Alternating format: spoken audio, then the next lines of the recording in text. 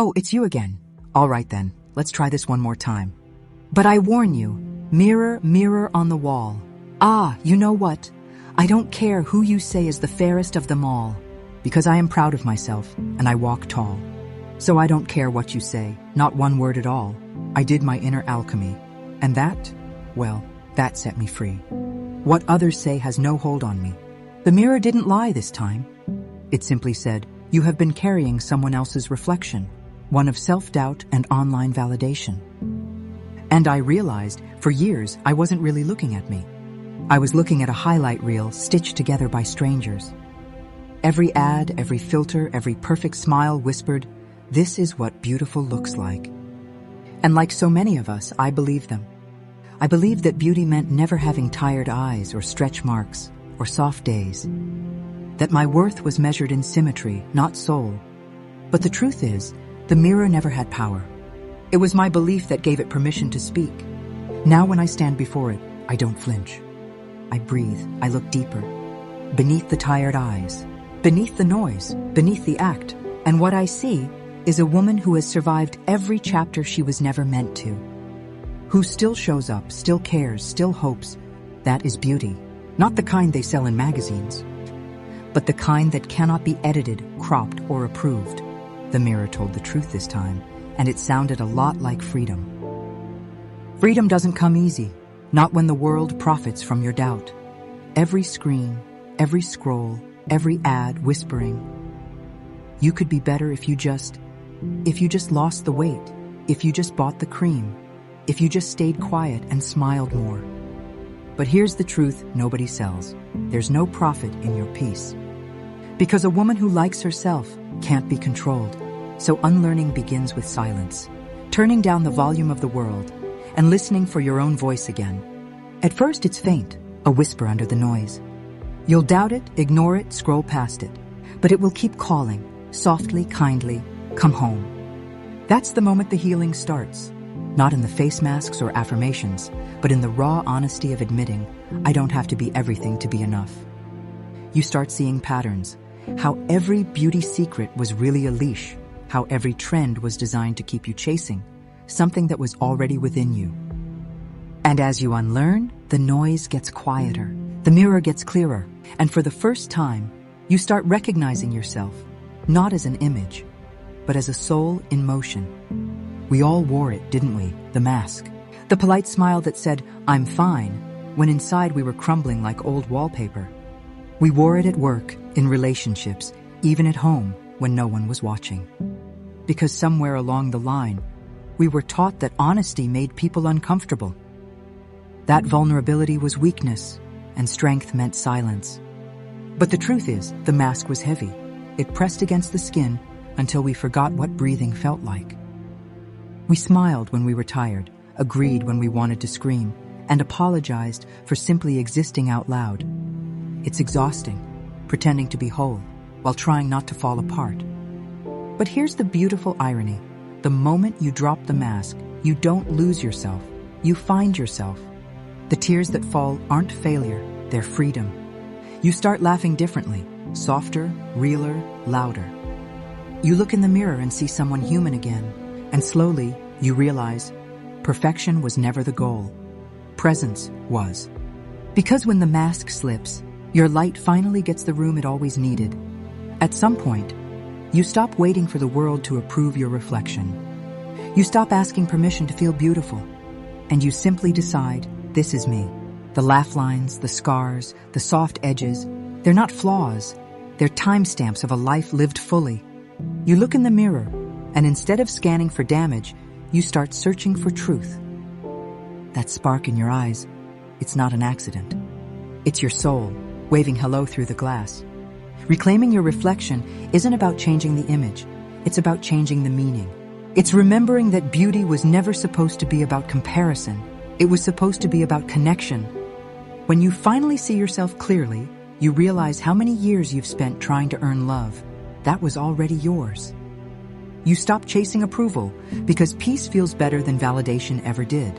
And the mirror, once your greatest critic, becomes a friend who simply says, I see you now. You smile, not because you're perfect, but because you're present. Because you made it here.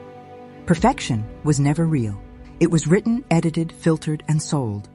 The world taught us that good enough was dangerous because peace doesn't sell products. But insecurity, that's $1 billion industry. Every commercial, every scroll, every subtle comparison was code. A psychological program designed to keep you buying, not just things, but identities. They told us to highlight, contour, correct, as if existence itself needed editing. They turned our faces into battlegrounds and our bodies into currency. We learned to apologize for growing older, for being tired, for being real. But perfection, it's a moving target. You'll never reach it because it was designed to keep running. And the cruelest part is that when you chase perfection long enough, you forget how to feel alive. You stop dancing because you're worried how it looks. You stop laughing too loud because someone might stare. You shrink to fit the box and call it confidence. But once you see the code, you can rewrite it. You can choose presence over polish and peace over performance. Perfection loses its power the second you realize it was never yours to chase. When the world gets loud, the quiet voice inside you waits. It never shouts. It never begs. It simply whispers, remember. Remember who you were before the noise taught you how to doubt, before the mirror became a scoreboard, before you traded wonder for worry. That voice, it speaks in feeling, not words. It hides in the moments you pause. When you breathe a little deeper, when you walk outside and notice the sky again, it says, you don't need to try so hard.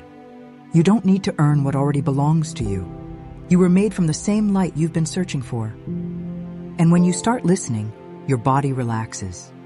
Your heartbeat slows, the fog lifts. You realize that healing was never about fixing yourself. It was about remembering yourself. Every time you honor that voice, you reclaim a piece of peace the world tried to steal.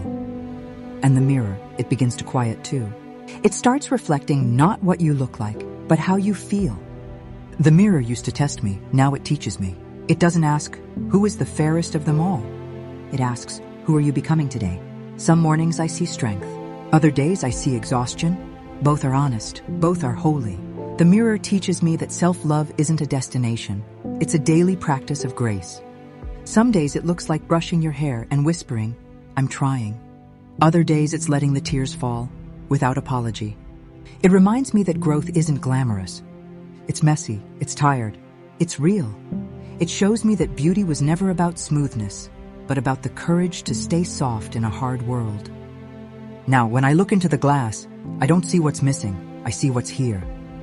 The laughter lines from years of trying, the eyes that have seen too much but still choose wonder. The mirror teaches patience and patience teaches love. Because once you stop trying to fix the reflection, you finally start loving the person it reveals. Truth, the mirror finally told the truth. It wasn't about beauty.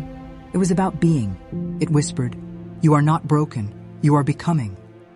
And in that moment, I understood. All the years I spent chasing perfection were just lessons in remembering presence. The mirror didn't change. I did. I stopped asking for validation and started giving myself permission. To rest, to feel, to age, to begin again. The reflection staring back at me now isn't trying to impress the world. She's trying to bless it. She smiles, not because she's flawless, but because she's free. Free from comparison, free from the noise, free from needing to prove anything. She knows who she is, and that knowing shines louder than any filter ever could. The mirror told the truth, and it sounded like love. So if you're listening to this, and you've ever doubted the person you see, I hope you stand before your own reflection tonight and whisper softly, I see you. I forgive you, and I love you, because that's where it all begins. Not in the mirror, but in the moment you remember who you've always been. If this message found you, it was meant to. This is Valkyrie. Thank you for stopping by.